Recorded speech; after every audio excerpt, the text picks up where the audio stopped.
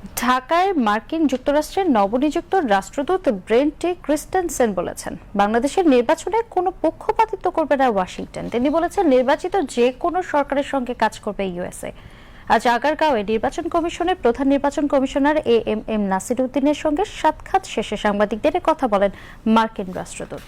ত্রয়োদশ জাতীয় সংসদ নির্বাচনে কমিশনের সার্বিক প্রস্তুতির বিষয়ে তারা জেনেছেন এবং বাংলাদেশের আসন্ন নির্বাচনে যে দলই সরকার গঠন করবে তাদের সঙ্গে কাজ করবে মার্কিন প্রশাসন। পরে সাংবাদিকদের ব্রিফ করে নির্বাচন কমিশনের সিনিয়র সচিব আখতার আহমেদ তিনি বলেন, পোস্টাল ব্যালট, আইন শৃঙ্খলা পরিস্থিতি ও নির্বাচনী আচরণবিধি সম্পর্কে জেনেছে ইউএসএ প্রতিনিধি দল। কমিশন তাদের জানিয়েছে, আসন্ন নির্বাচন এবং গণভোটে প্রায় 9.5 লাখ আইন শৃঙ্খলা বাহিনীর সদস্য বিভিন্ন পর্যায়ে কাজ করবে।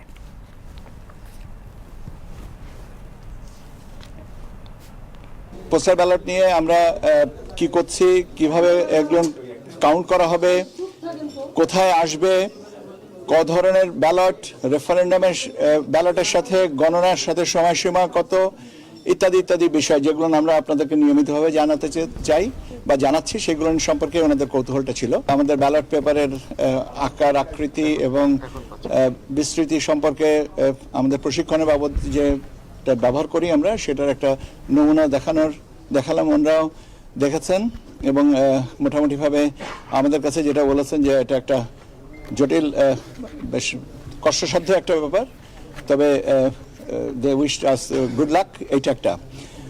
এর পাশাপাশি ওনারা জানতে চেয়েছিলেন যে আপনার কোড অফ কন্ডাক্টের কথা, যে সমস্ত বিষয়গুলো আসছে এগুলো সম্পর্কে।